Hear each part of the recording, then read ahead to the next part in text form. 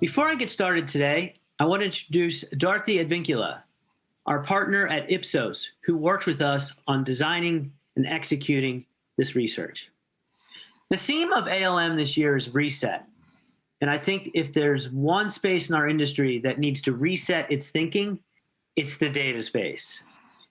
Stress more the need for the industry to evaluate and then evaluate again and then evaluate one more time how prepared we actually are operationally, organizationally, and financially for the impending loss of third-party cookies and identifiers. Through the lens of the IAB Programmatic and Data Center's State of Data 21, we'll provide you with clear optics on your level of preparedness, if you're assessing financial impact accurately, and what you can do moving forward. The insights stem from over 200 interviews conducted with data leaders across advertisers, brands, publishers, agencies, ad tech, and data companies. This study set out to assess how prepared the industry is. And if you pay attention to anything today, the three key findings I'm about to show you on the next slide in a moment is what you really should pay attention to, because I urge you to apply those findings to your assessment of your business's preparedness. The alternative is to wait for others to figure that out. But if you do that, the others aren't going to take your needs into consideration. You could also let it solve itself. But what if that solved, again, doesn't take into consideration your needs? You're going to find yourself years behind or potentially out of business. So at this time, let's look at the key findings from this research. So regarding the post-ID ecosystem, what we found is that 2 and 3 data leaders believe they're prepared for the loss of third-party cookies and identifiers. Yet their concerns and challenges to continue to execute essential business operations in that ecosystem suggest this is overly optimistic. Number 2, 3 out of 4 respondents said their revenue won't be impacted, while more than 2/3 said the same about their finances. But when looking closer at the investments needed to operate in this ecosystem, we don't see how that's possible. And lastly, number 3, spending on third-party audience data continues to grow and is now over $12 billion. That's $12 billion invested into a data type with an expiration date that is rapidly closing. The real focus should be on first-party data, and yet most of the first-party data that's being collected isn't even being acted on. It's kind of like we're back in 1908, and we're trying to figure out how to breed faster horses, as opposed to jumping on Ford models that are just high-octane driven automobiles. So next, let's take a closer look at the preparedness by company type. And what here is brands saying that they feel the least prepared. And I guess that makes sense. Perhaps they're delegates to their agency or ad tech partners. But I think they're missing the point and a missed opportunity for them to gain a direct connection with their customers and to be able to control that connection and control that relationship. The other thing is, if you look at the ad tech and data companies who say they are most prepared, well, that makes the most sense because data is at the core of their business. For them, it's solve or dissolve. That's an interesting point because I feel like since data is the integral to all of our spaces, is that's the way we need to be thinking, solve or dissolve, unless we figure this out. No info that's not shown here is the fact that no more than 40% of data leaders expect to spend significant time solving this issue in 2021. And I'm about to tell you why I think that is a mistake. Because again, they have significant concerns regarding the essential tasks in the post-cookie ecosystem. Now, Dorothy, I want to ask you a question. What's your perspective on that?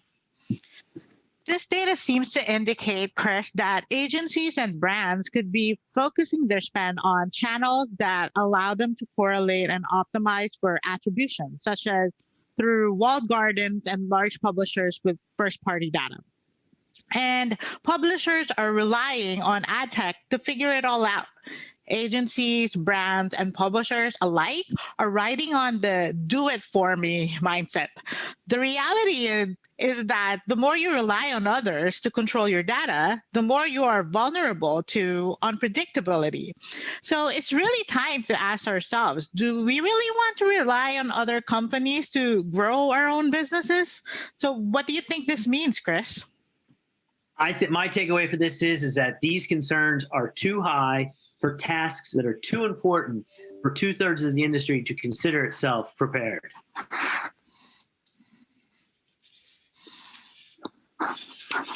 Now, another blind spot that we uncovered is around finances. As I mentioned earlier, most data leaders don't think their revenue or their finances will be impacted by the loss of third-party cookies and identifiers.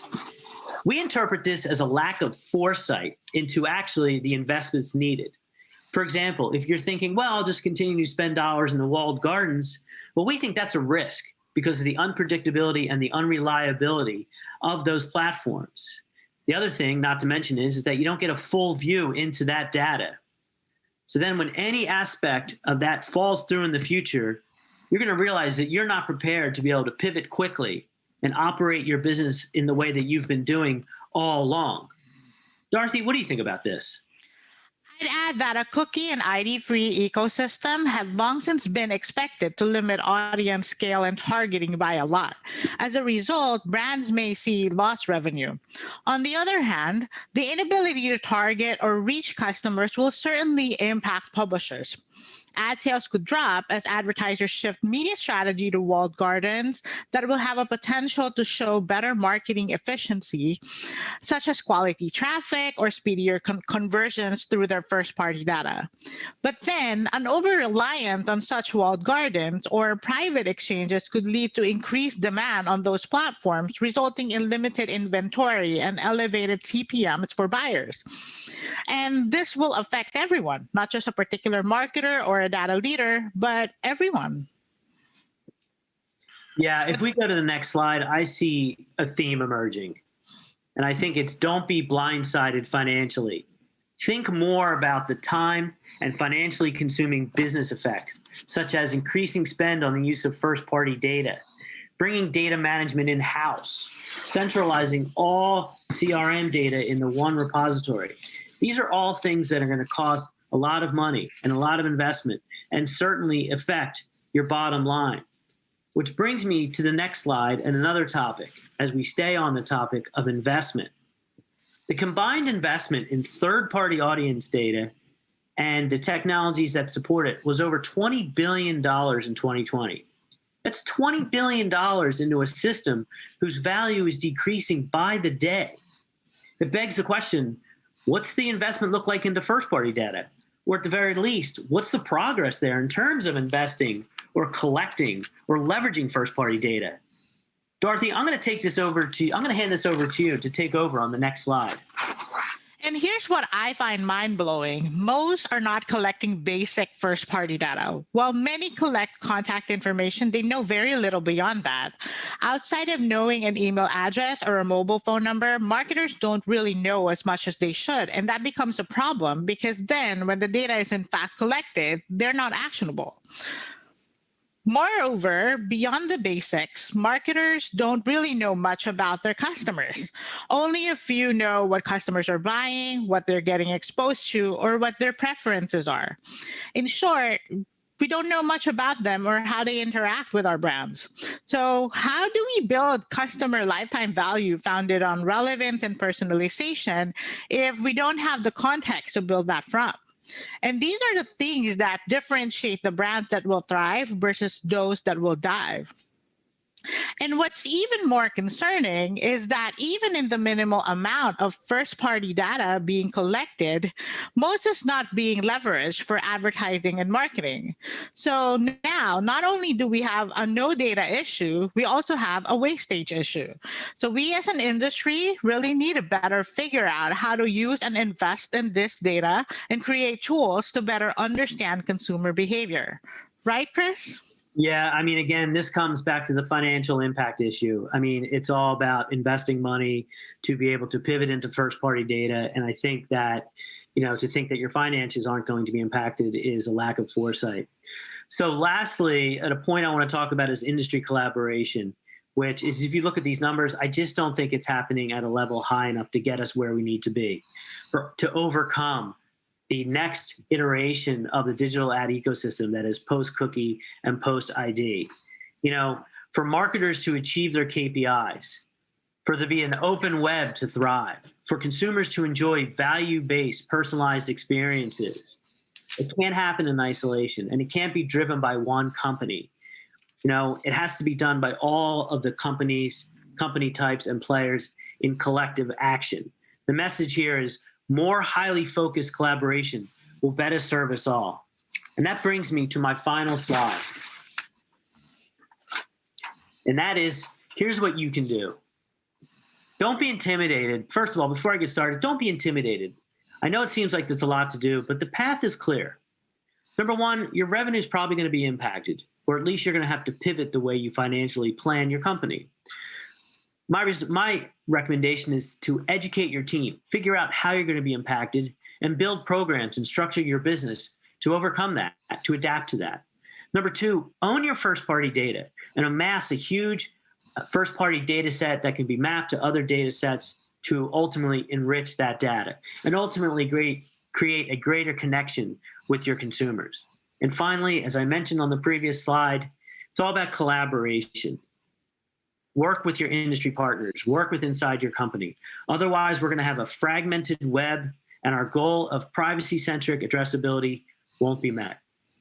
I'd like to thank Dorothy again for partnering with us, and I'd like to tell everyone in the audience that you can access this data on IAB.com in the State of Data Initiative section. Thank you.